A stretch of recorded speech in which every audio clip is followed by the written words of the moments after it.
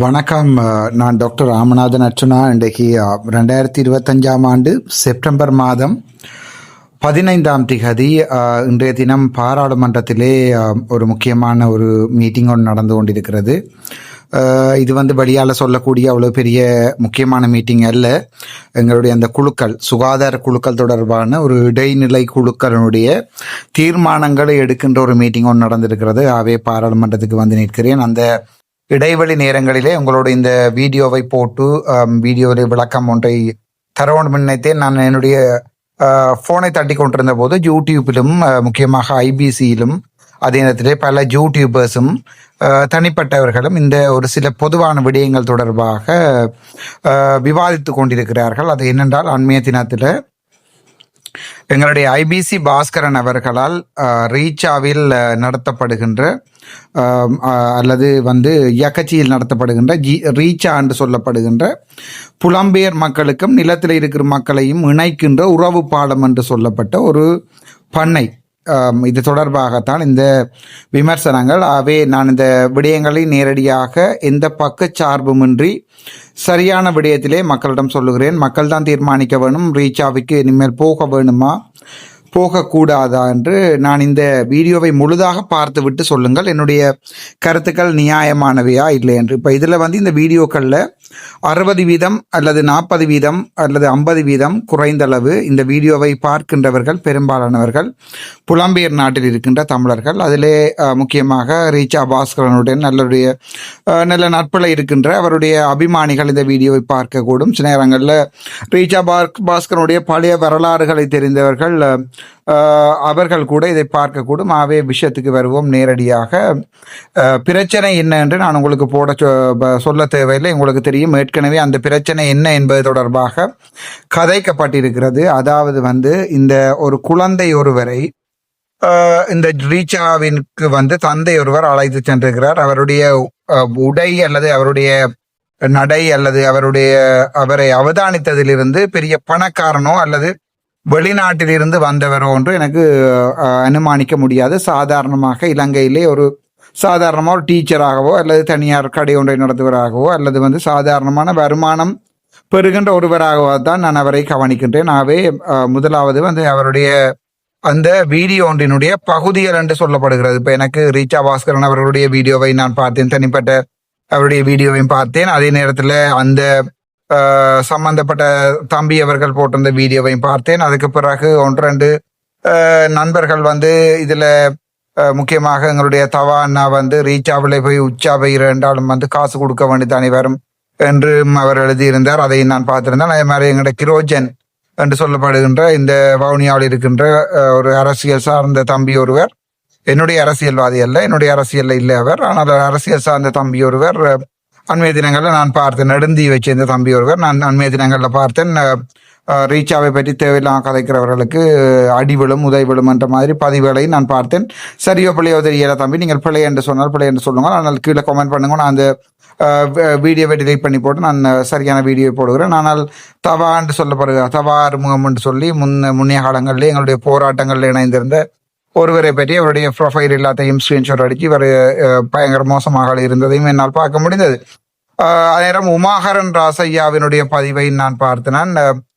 சட்டத்தரணி தனஞ்சியன் அவர்களுடைய பதிவையும் பார்த்தேன். உமாகரன் ராசையாவினுடைய பதிவை பார்த்தீங்க என்றால், ரீச்சா என்கின்ற ஒரு தனியார் முதலீடு ஊக்குவிக்கப்பட வேண்டும் என்ற ரீதியிலையும், ரீச்சா சரியான முக்கியமானது என்ற அடிப்படையிலையும் உமாகரன் ராசையா ஒரு பதிவொன்றை போட்டிருந்தார். அதே நேரம் உமாகரன் ராசையா உங்களுக்கு தெரியும், நானே ஃபேமஸ் ஆக்கி விடுறேன், உங்களுக்கு எங்களுடைய மான் கட்சியினுடைய 2வது மிகப்பெரிய புள்ளி.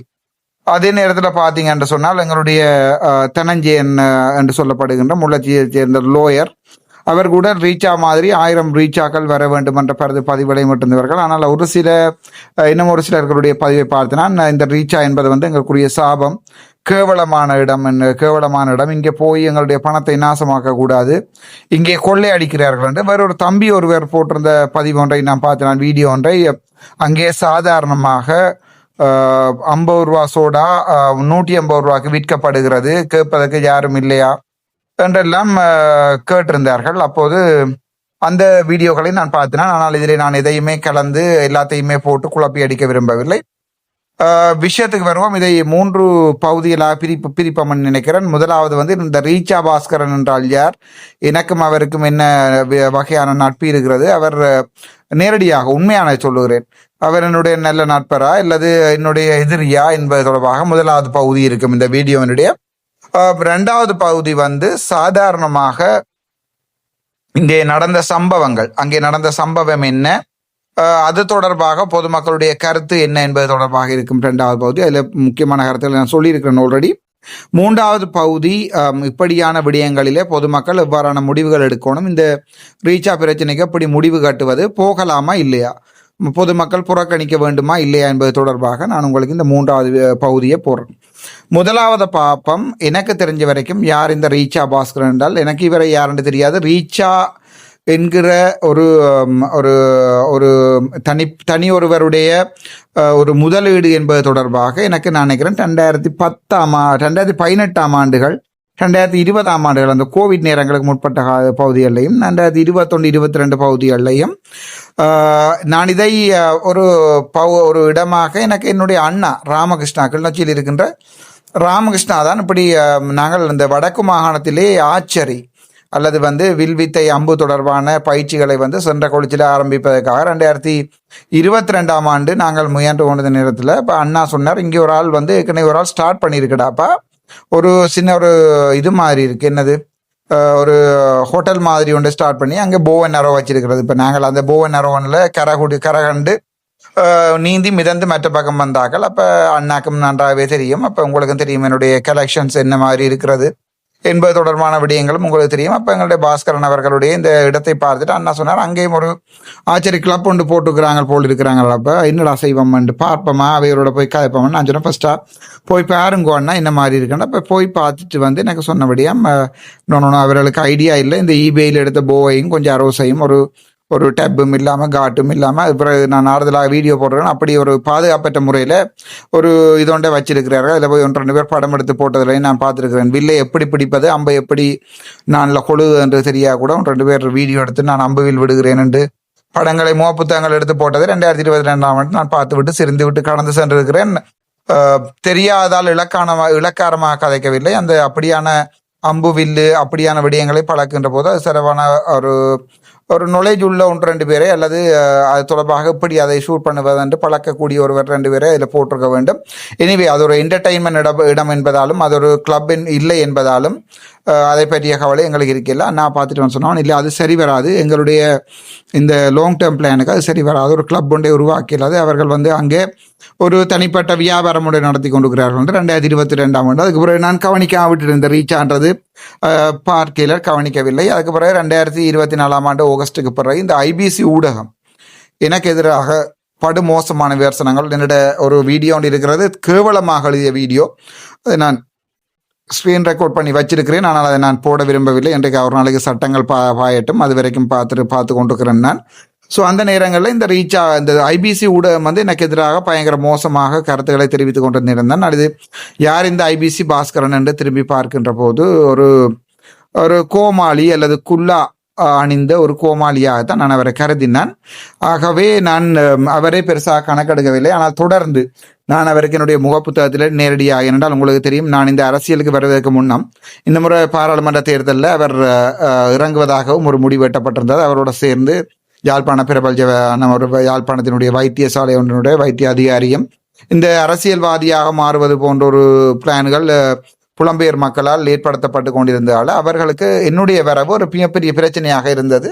ஸோ ஐபிசி ஊடகம் என்னை பற்றி எவ்வளவு தவறான கருத்துக்களை தெரிவிக்க முடியுமோ அந்த அவ்வளத்தையும் இப்போ கடந்த 1-1.5 மாதங்கள் வரைக்கும் படுகேவலமான பதிவுகளை தான் இந்த ஐபிசி ஊடகம் போட்டு கொண்டிருந்தது. ஆகவே நாங்கள் அதில் டிஃபமேஷன் தொடர்பான எத்தனையோ வீடியோக்களை நான் டவுன்லோட் பண்ணி வைத்திருக்கிறேன். காலங்கள் வரும்போது அவற்றை பார்த்து கொள்வோம் என்று வைத்துக்கொண்டு சரி, இதுதான் எனக்கு ஐபிசி. அது பிறகு நான் என்னிடம் புலம்பெயர் நாட்டிலிருந்து ஒரு 4-5 பேர் எடுத்து காய்ச்சார்கள். ஐபிசி பாஸ்கரன் சரியான நல்லம், ஐபிசி பாஸ்கரனோட நீங்கள் கதையுங்கள், அவர் உங்களுக்கு அரசியலுக்கு பணம் தருவார், அது இதுன்னு நான் அப்போது கேள்விப்பட்டிருக்கேன். இந்த தமிழரசு கட்சியினுடைய பிரச்சாரத்துக்கு அவர் 10 லட்சமோ 5 லட்சம் கொடுத்ததாக. அவை என்னை பொறுத்த வரைக்கும் அப்படி அவரிட வேண்டிய தேவையில்லை. இப்போ இன்றைய தினம் கூட நான் உங்களுக்கு நேரடியாக உண்மையை சொல்லுகிறேன், கனடாவில் இருந்து ஒரு தம்பி ஒரு ஆள் அண்ணா உங்களுக்கு என்ன வேணுமென்றாலும் நீங்கள் என்னுடைய கிரெடிட் கார்டை பாவிச்சு புக் பண்ணுங்கள் கார்டை தரவாண்டு கேட்டு எனக்கு பதிவை போட்டிருந்த போது உண்மையாகவே நிகழ்ந்து போனேன். நான் சொன்னேன் இல்லையாப்போ எனக்கு காசு தேவை என்றால் இப்போ நான் வெளிநாட்டில் போய் நிற்கிறதுக்கு எனக்கு போகிறதுக்கு வாரத்துக்கு ஆஃபேருக்கு ஏதாவது தேவை என்று சொன்னால் நான் உங்களுக்கு 5 லட்சம் வேணும் 2 லட்சம் வேணும்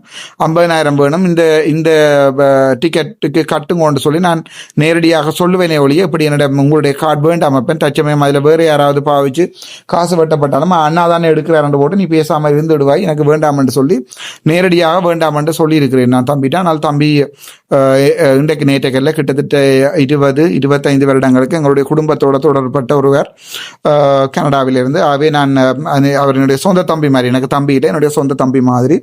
ஆகவே நான் அவரிடம் நேரடியாக சொல்லியிருக்கிறேன். அந்த அளவுக்கு என்னுடைய மக்கள் என்னை நேசிக்கிறார்கள். ஆகவே எனக்கு ரீச்சா பாஸ்கரனிடம் போய் என்னுடைய அந்த நேர தேர்தல்களுக்கு எல்லாம் போய் அவரிடம் போய் கெஞ்சுகின்ற நிலைமை எனக்கு இருக்கவில்லை. என்னுடைய முகப்புத்தகத்தில் கூட 5,000 பதிவுகள் இருந்த முகப்புத்தகங்கள் இருந்தது. 94,000 வரைக்கும் போயிருந்தது. ஆகவே எனக்கு அது தேவைப்பட்டிருக்கவில்லை. நான் அவரை போய் அணுகவில்லை. ஆனால் அவர் எனக்கு எதிராக சகல செயற்பாடுகளையும் செய்து புட்டுக்கதைகள் கணக்க விடயங்கள் அங்கே நடந்தது. அதை பற்றி நான் இங்கே விமர்சிக்க விரும்பவில்லை. ஆகவே ரீச்சா பாஸ்கரனுடன் எனக்கு ஒரு நல்ல உறவு இல்லை என்பதை இந்த காணொலியிலே முதலாவதாக சொல்லி வைத்து விடுகிறேன் உங்களுக்கு. அப்பத்தான் உங்களுக்கு தெரிய வேண்டும் இந்த வீடியோ நடுநிலையானதா இல்லையானதா என்பது. சரி, இரண்டாவது பகுதிக்கு வருவோம். இந்த இரண்டாவது பகுதியிலே இந்த வீடியோ சம்பந்தமான விமர்சனம். ஒரு ஏழை பிள்ளை ஒருவர் 2 பிள்ளைகளை கூட்டிக் கொண்டு போய் அந்த கையிலே ஒரு அந்த நான் நினைக்கிறேன் அந்த மரவள்ளி பொரியல் கிட்டத்தட்ட ஒரு 150 ரூபா பெறுமதியான மரவள்ளி பொரியல் டண்டை வேண்டிக் கொண்டு ஒரு தந்தை ஒருவர் அதை காட்டிட்டு வருவதற்காக பிள்ளை அழுவதற்காக கூட்டிகிட்டு போயிருக்கலாம். அவருடைய வருமானம் குறைந்த தந்தையாக தான் நான் அவரை கருதுகிறேன். ஆகவே அது என்னை பொறுத்த வரைக்கும் சற்று கசப்பாகவும் கவலையாகவும் இருந்த ஒரு விடயம். அந்த பிள்ளையை அந்த தந்தை ஒரு வீடியோ எடுப்பதற்காக நடத்திய விடயம். அவர் அதை கடந்து போயிருக்கலாம், தூக்கி எறிந்து விட்டு கடந்து போயிருக்கலாம். இப்போ நான் போனால் கூட இப்படியான இடங்களில் தூக்கி எறிந்து விட்டு போயிருப்பேன். ஸோ கடந்து போயிருக்கலாம். அதை எடுத்து வீடியோவாக போட்டது முன்னமே செய்யப்பட்ட பிளானிங்கா அல்லது அந்த நேரத்தில் உணர்ச்சி வசப்பட்டதை போட்டாரோ இல்லையோ எனக்கு தெரியாது. அது நடந்த சம்பவங்கள். அது தொடர்பாக ஒவ்வொரு பொதுமக்களும் ஒவ்வொரு கருத்தை தெரிவித்துக் கொண்டிருக்கிறார்கள். ஆகவே என்னுடைய கருத்து அதை பற்றியானது என்னென்றால் நான் அதை 3வது பகுதியிலே சொல்லுகிறேன். ஒவ்வொருவருடைய விமர்சனம். சில பேர் விமர்சனம் செய்திருக்கிறார்கள், ரீச்சா பாஸ்கரன் கோடியாக கொள்ளையடிக்கிறார், இங்கே முதலீடுகளை செய்து அவற்றை கொள்ளையடிக்கிறார் என்று சொல்லி சில பேர் சொல்லியிருக்கிறார்கள். சில பேர் சொல்லியிருக்கிறார் ரீச்சா பாஸ்கரன் அண்ணாவிடம் இருக்கிற பணங்களுடைய பெருமதி தெரியுமா, சொத்து தெரியுமா, இவர் எவ்வளவு பணக்காரர் தெரியுமா, நீங்கள் யார் அவரை பற்றி கதைப்பதற்கு, அவரெல்லாம் தென்னிலங்கையிலே போய் இவற்றை முதலிட்டிருந்தால் எவ்வளவு கோடி உழைத்திருக்கலாம் என்று சொல்லி ஒரு சில பேர் சொல்லி பதிவுகளை இட்டுக் கொண்டிருக்கிறார்கள். அதையும் விட அதற்கு மேலே ஒரு சில பேர் போய் அவர்கள் அவர்களுடைய பதிவு என்ன மாதிரியாக இருக்குது என்றால், ரீச்சா என்பது எங்களுடைய தமிழ் மக்களுடைய வரம், இப்படியான முதலீடுகள் செய்கின்ற பாஸ்கரன் அவர்களை நாங்கள் பாராட்டி போராட்ட வேண்டும். இங்கே விரும்பினவர்கள் போகலாம், விரும்பினவர்கள் போக தேவையில்லை என்று ஒரு சாராரும், இன்னொரு சாரார் இல்லை இப்படியான விடயங்களை நடத்துகின்ற போது சட்டங்களுக்கு அமைவாக நடத்த வேண்டும் என்று ஒரு சில பேர் பதிவுகளை விட்டு கொண்டிருக்கிறார்கள். சரி, இந்த கடைசி முடிவு பகுதிக்கு வருவோம். என்னை பொறுத்த வரைக்கும் ஒரு சில விடயங்களை நான் உங்களுக்கு சொல்ல விரும்புகிறேன். நீங்கள் அதை வடிவாக விளங்கிக் கொள்ளுங்கள். என்னென்றால், ஒரு தனியார் நிறுவனம் என்றால் என்ன, ஒரு பொதுமக்களுடைய பங்குடைமை நிறுவனம் என்றால் என்ன, ஒரு அரசாங்க நிறுவனம் என்றால் என்ன என்ற ஒரு வரையுறை ஒன்றை பொதுமக்கள் தெரிந்திருக்க வேண்டும். அது தொடர்பாக கட்டாயம் உங்களுக்கு சொல்லியார வேண்டும். தனியார் நிறுவனம் ரீச்சா பிரைவேட் லிமிடெட் என்கிற தனியார் நிறுவனமாகத்தான் பதிவு செய்யப்பட்டிருக்கும் என்ற ஒரு நம்பிக்கை எனக்கு இருக்கிறது. அது மக்கள் பொதுமக்கள் சேர்ந்து பணம் போட்டு நடத்துகின்ற கோப் சிட்டியோ அப்படியான ஒரு இடமாக இருந்திருக்காது. என்னை பொறுத்த வரைக்கும் நான் ரீச்சாக்கு வாழ்க்கையில் போவதில்லை. ஆனால் என்னை பொறுத்த வரைக்கும் ரீச்சா என்பது, நான் சந்திரசேகர் இல்லத்தானே நான் போய் கிளிபிடித்து விளையாடுவதற்கு, ஆனால் ரீச்சா என்பது என்னை பொறுத்த வரைக்கும் ஒரு தனியாருடைய முதலீடு. அதை பொதுமக்கள் நன்றாக விளங்கிக் கொள்ள வேண்டும். இங்கே இந்த தனியாருடைய முதலீட்டில் அவர் தன்னுடைய சொத்துக்கள் வெளிநாட்டிலே தான் உழைத்து சேர்த்த 10ஆம் ஆண்டோ 11ஆம் ஆண்டுக்கு மேல் படிக்கவில்லை நினைக்கிறேன். அதுக்கு பிறகு மேலே சர்டிஃபிகேட் இருந்தால் எங்களிடம் காட்டலாம்.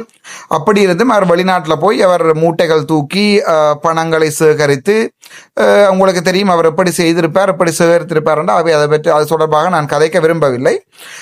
அது உங்களுக்கு தெரிந்தால் நல்லம், தெரியாவிட்டால் நீங்கள் புலம்பெயர் மக்களிடம் கேட்டு தெரிந்து கொள்ளலாம். ஆகவே அது ஒரு தனியார் நிறுவனம். அவர் தன்னுடைய பணத்தை கொண்டு இலங்கையிலே முதலீடு செய்திருக்கிறார். ஆகவே அதை முதல் விளங்கிக் கொள்ளணும். தனியார் நிறுவனம் என்றால் என்ன? தனியார் நிறுவனம் என்றால் எல்லாம் செய்து விடலாமான்னு நீங்க கேட்பீங்க. அவர் விரும்பின எல்லாத்தையுமே செய்யலாமான்று இல்லை.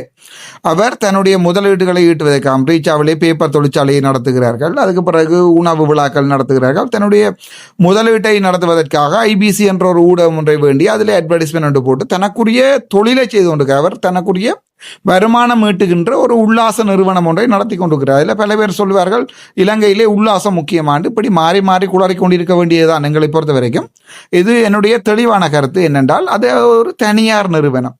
அந்த தனியார் நிறுவனத்தினுடைய வாசலுக்கு உட்பட்ட பகுதிகள் அந்த தனியாருக்குரிய அந்த தனியார் ரீச்சா பாஸ்கரன் என்று சொல்லப்படுகின்ற பிகே நினைக்கிறேன் பாஸ்கரன் கந்தையாவினுடைய தனியார் சொத்து.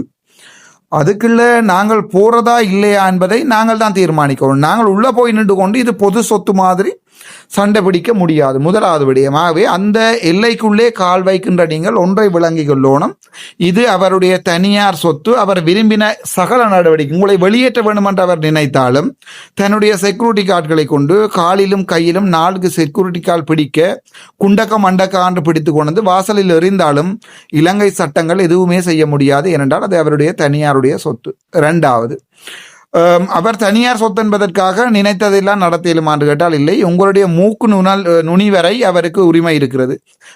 வெளியே போக சொல்வதற்கும் அதற்குரிய கட்டணம் செலுத்தியிருந்தால் அந்த கட்டணத்தை திருப்பி தந்துவிட்டு வெளியே போங்கள், அல்லது அதுவரைக்கும் நீங்கள் என்னென்ன சலுகைகளையோ என்னென்ன விளையாட்டுகளையோ விளையாடி இருக்கிறீர்கள் என்றால் அதை உங்களுக்கு திருப்தியானதாக இருந்தால் அதுக்குரிய பணத்தை செலுத்திவிட்டு மீதி பணத்தை வேண்டிக் கொண்டு வெளியால போகின்ற உங்களுக்கு வர உரிமையை உள்ளுக்குள்ளே வருகின்ற உரிமையை மறக்கின்ற சகல உரிமையும் அந்த உரிமையாளருக்கு உண்டு. அதை முதல் நீங்கள் விளங்கிக் கொள்ளணும். ஆகவே நீங்கள் இனிமேல் ஒரு அடி எடுத்து வைப்பதாக இருந்தால் இந்த ரீச்சா என்கிற இந்த பண்ணைக்குள்ள போய் நீங்கள் உல்லாசமாக இருக்க வேண்டும் என்று சொல்லி ஒரு அடி எடுத்து வைப்பதாக இருந்தால் நீங்கள் ஒரு விடயத்தை விளங்கிக் கொள்ளணும், அங்கே இருக்கின்ற சட்டங்களுக்கு நீங்கள் அடிபணிந்து தான் போக வேணும்.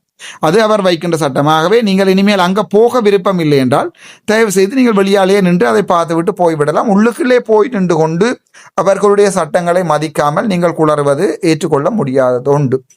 ரெண்டாவது, அதுல நான் வெளிப்படையாக விமர்சனம் செய்கிறேன். என்னென்ன அந்த உள்ளுக்குள்ளே செய்யலாம் என்னென்ன செய்யக்கூடாது என்பது தொடர்பாக வெளியிலே தெளிவாக அறிவுறுத்தப்பட்டிருக்க வேண்டும். அல்லது உங்களுக்கு டிக்கெட் ஒன்று தந்தால், உதாரணத்துக்கு பேராதனை பூங்காவுக்குள்ளே போனால் அது அரசாங்கத்தினுடைய பேராதனை பூங்கா என்றால் கூட அதுக்குள்ளுக்குள்ளே என்ன செய்யலாம் என்ன எடுக்கலாது, படம் எடுக்கலாமா எடுக்கலாதா, கேமரா கொண்டு போகலாமா கேமரா கொண்டு போயிடாதா, கேமரா கொண்டு போகிறன்றது அல்லது போன் கொண்டு போகிறன்ற சந்தர்ப்பத்தில் இவ்வளவு காசு கொடுக்கணும். ஒரு ஷூட்டிங் எடுப்பதற்கு எவ்வளவு, நீங்கள் பேராதனை பூங்காவுக்கு போய் பார்த்தால் உங்களுக்கு நன்றாகவே தெரியும். தெளிவாக வரையறையாக அந்த டிக்கெட்ல எழுதியிருப்பார்கள். அங்கே இருக்கிற போர்ட்ல எழுதி போட்டு மக்களின் கவனத்திற்கண்டு 3 மொழிகளில், ஆகவே ரீச்சா பாஸ்கரன் அல்லது பாஸ்கரன் கந்தையா இந்த வீடியோவை பார்த்தால் இது நான் உங்களுக்கு போடுகின்ற வீடியோ தான். 3 மொழிகளிலுமே அங்கே இருக்கின்ற சட்டங்களை முதலாவதாக எழுதி போடுங்கள். ஆகவே உள்ளே வந்து ஒருவர் நியாயம் கதைக்க வலிக்கிட்டா பிறகு தூக்கி வெளியால் எறிய என்பது மனிதாபிமானம் இல்லாத காட்டுமிராண்டித்தனமான முல்லாக்களினுடைய செயலாகவே நான் பார்க்கிறேன். நீங்கள் ஒருவரை உள்ளுக்குள்ள வரவிட்டு விட்டு பணத்தை பெற்றுக்கொண்டு தயவு செய்து வெளியே அனுப்ப வேண்டாம். அது உங்களுடைய ஒரு காட்டுமிராண்டித்தனமான ஓயல் படிக்காத ஒரு நபருடைய செயற்பாடாக பொதுமக்களிலேயே வீடியோக்களை போட்டு பொதுமக்களை நாயே பே என்று பேசுவதிலே எந்த அர்த்தமும் இல்லை. உங்களுக்கு சகல உரிமையும் இருக்கிறது, உங்களுடைய நிறுவனத்தை எவ்வாறு நீங்கள் நடத்தலாம் என்று. ஆகவே அடுத்த ஒரு கம்ப்ளைண்ட் வராமல் தாங்கள் வெளியிலே நான் நினைக்கிறேன் ஒரு 12 அடி அகலத்திலே அல்லது 24 அடி 24 அகலத்தில் 6 அடி அல்லது 8 அடி அகலங்களில் பெரிய கொட்டை எழுத்துக்களிலே போட்டுக்கொள்ளுங்கள். இந்த நிறுவனம் என்னுடைய சொந்த நிறுவனம், இந்த நிறுவனத்தில் நான் வைப்பதுதான் சட்டம், இந்த சட்டங்கள் இவ்வளவு சட்டங்களும் இருக்கிறது, இதற்கு மேலதிகமாகவும் நான் நினைத்த நேரங்களிலே சட்டங்களை இயற்றிக் கொள்ளுவேன், விரும்பினால் வரலாம் விரும்பாவிட்டால் போகலாம் என்றொரு பதில் ஒன்றை அதில் போட்டுக்கொள்ளுங்கள். அதில் அந்த ஒரு தெளிவான ஒரு பதிவு ஒன்றை அதில் போடுங்கள். இரண்டாவது விடயம்,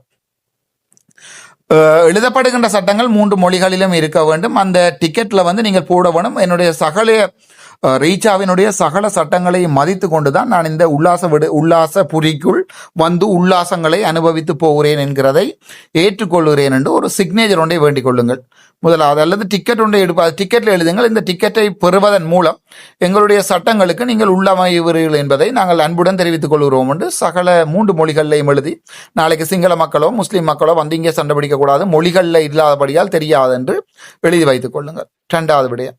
3வது விடயம், எனக்கு தெரியும் ஒரு சாதாரணமாக ஒரு சின்ன கட்சி ஒரு சுயேட்சை குழுவையே ஒன்றாக நடத்துவதுன்றது பெரிய விடயம். ஆகவே உங்களை பொறுத்த வரைக்கும் எனக்கு சின்ன ஒரு என்னுடைய நான் ஒரு சாதாரண மனிதனாக ஒரு சின்ன அட்வைஸ் உங்களுக்கு, உங்களுடைய ஊழியர்களுக்கு சில விடயங்களை, இப்போ நீங்கள் வெளிநாட்டில் போய் இருந்து தான் வந்திருக்கிறீர்கள், வெளிநாட்டில் இருந்து கஷ்டப்பட்டு கல்லுடைத்து நீங்கள் சேர்த்து பணம் சேர்த்து கூலி வேலை செய்து இவ்வளவு பெரிய பணக்காரராக வந்திருக்கிறீர்கள். ஆகவே உங்களுக்கு வெளிநாட்டு சட்டத்திட்டங்கள் தெரியணும்.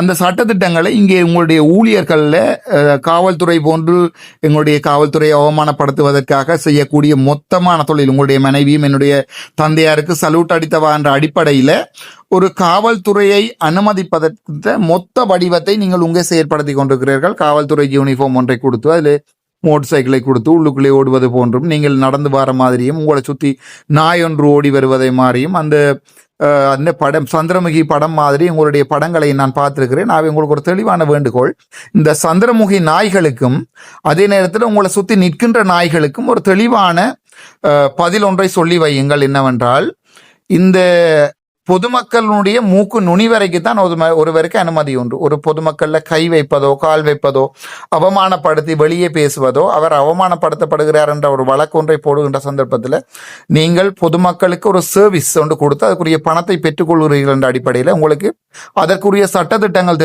தெரிய வேண்டும். எந்த நேரத்திலுமே உங்களுக்கு வழக்கு ஒன்றினை பொதுமக்களால் போட்டுக்கொள்ள முடிகின்ற சந்தர்ப்பத்தில் உங்களுக்கு வழக்குகள் பெரிய விடயமில்லை. நீங்கள் கள்ளமணல் கடத்துகின்ற பெரிய பெரிய சட்டத்திறனைகளை கொண்டு இந்த வழக்குகளை வெல்லலாம். ஆனால் பொதுமக்கள் பாவம். ஆகவே மனிதாபிமான அடிப்படையில் நீங்கள் வைத்திருக்கின்ற பழக்குகின்ற நாய்களை மற்றும் அந்த பாதுகாப்புக்கு வைத்திருக்கப்படுகின்ற நாய்களையும் மனிதர்களையும் சரியான விதத்தில் வருகின்ற பொதுமக்களை கண்ணியமாக நடத்தக்கூடிய ஒரு விதத்திலே தங்களுடைய ஆளணியை, அது மிகவும் கஷ்டமான விடயம், சாதாரணமாக நாங்கள் சொல்லிவிட்டு கடந்து விட்டு போகலாம், ஆனால் மிகவும் கஷ்டமான விடயம். அப்படியான சந்தர்ப்பத்திலே ஆளணியை பலப்படுத்திக் கொள்ளுங்கள். மூன்றாவது, உள்ளே நடக்கின்ற ஒவ்வொரு விடயங்களிலையுமே தாங்கள் ஒரு நிர்ணயமான விலை பட்டியல் ஒன்றை இருந்தால் அதை முன்வாசலிலே போட்டு வையுங்கள்.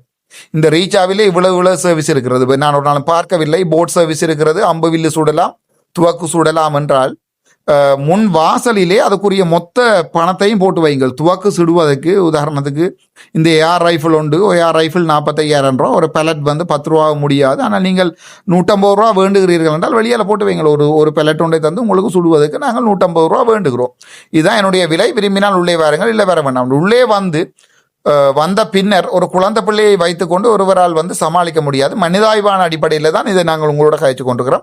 ஆகவே அந்த மொத்த விலைப்பட்டியல்களும் வெளியே காட்சிப்படுத்துவது உங்களுடைய சேவையை மிக தரமானதாக மாற்றுவதற்கு உதவும் என்ற ஒரு நம்பிக்கை எனக்கு இருக்கிறது. ஆகவே ஒரு சின்ன அட்வைஸ், வழியிலே பணத்தை போடுங்கள். 4வது விடயம், இலங்கையினுடைய சட்டத்தின்படி உங்களுடைய எல்லைக்குட்பட்ட பகுதி என்று நீங்கள் சொன்னால் கூட 110 ரூபா ஒரு சோடா பாத்திரில் அடிக்கப்பட்டிருக்கின்ற போது நீங்கள் 120 ரூபாய்க்கு விற்க முடியாது. உதாரணத்துக்காக நீங்கள் அதை கூல் பண்ணி விற்கிறீர்கள், குளிர்பானம் என்றதுக்காக குளிர் பண்ணி விற்கிறீர்கள்ன்றதுக்காக 5 ரூபா வேண்டப்பட்டதுக்கு 5 லட்சம் ரூபா குற்றப்பணம் அடிக்கப்பட்ட வழக்கு தீர்ப்புகளும் இருக்கிறது.